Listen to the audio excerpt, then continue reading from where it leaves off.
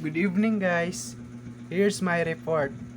The title of my report is Visual Narratives. Conclusion. Ernst Gambridge.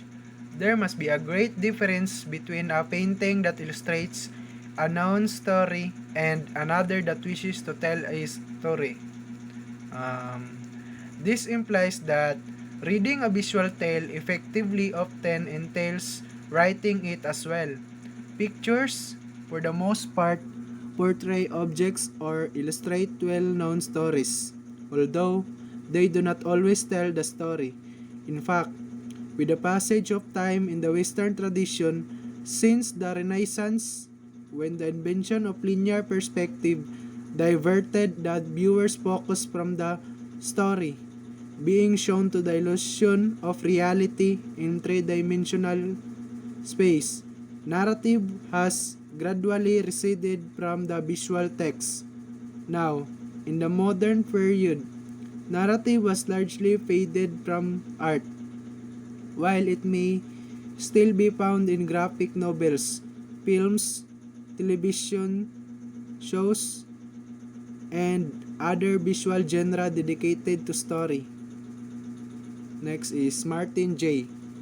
More general changes in social understanding and values. For example, in the medieval period, the universe was viewed as a book of nature, an intelligible thing that could be read and contain God's order. By the Enlightenment, it was only an object of scientific observation, devoid of story or meaning beyond its utility. Next is Rosalind Cross. Highly multiple and layered and rarely transparent stories. To limit the chaos of polysemy, there is always some structural principle, some organizing order.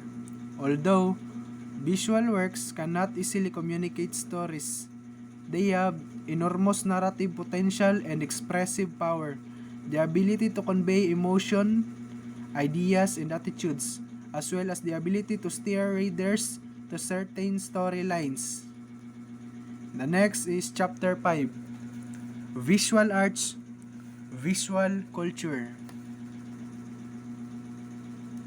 Painting, sculptures, drawings, and art photography, advertisements, television shows, magazine, and family snapshots. Despite the fact that they are clearly part of the field of visual culture, they are frequently perceived as being beyond the realm of everyday life.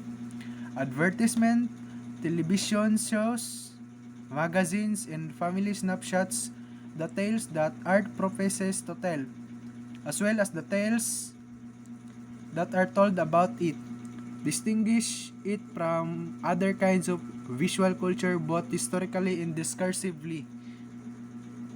Next is art. Visual field or set of practices, painting, drawing, and sculpture, a cultural value that advertisement lack, are trying to look closely and patiently. Art is, even if we look beyond the obvious option of painting, drawing, and sculpture, is generally an exceedingly visual field or group of practices. Art is assigned a cultural value that advertisements lack. As a result, it draws a long, slow gaze, whereas advertisements are simply there to catch the sweeping glance.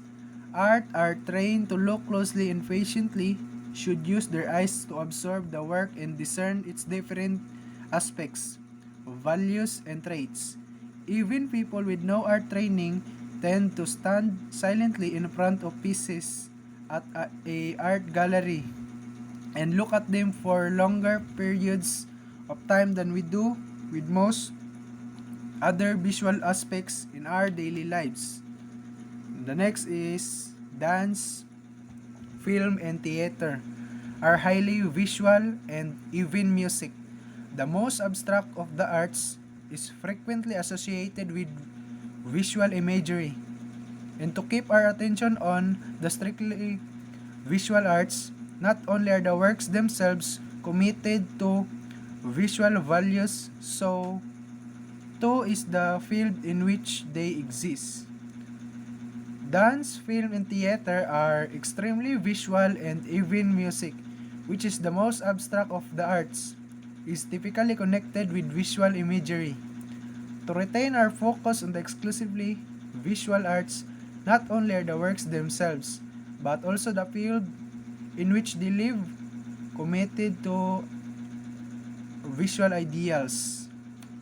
And the next is the identity of art are not necessarily qualitatively different from other objects or of visual culture. The identity of art is what is art and how does it differ from other ways of viewing and reading visual culture. It's vital to remember that individual artwork are not always qualitatively distinct from other visual culture artifacts. And next is art versus culture. Applied to specifically artistic practices and objects, more sociological than aesthetic, social and ideological condition. And for high art is Italian opera, atonal music, experimental theater, modernist paintings. It means that the word culture is also often applied to specifically artistic practices and objects. For example, when someone refers to a cultured person who would rather go to the open than watch sports. However, the terms culture and art are not interchangeable in a literal sense. Culture is more sociological than aesthetic, while art provides the tools, structures, and procedures for the creation of distinct artistic statements. Culture provides the context in which these claims are made. Social and ideological condition where works of art can be created and distributed, and when people use the term culture to refer to art, they are usually referring to high art, Italian opera, atonal music, experimental theater, modernist paintings, material that is culturally significant due to its age, or because it has been classified as such by a relevant authority, or because it necessitates a unique set of literacies to comprehend.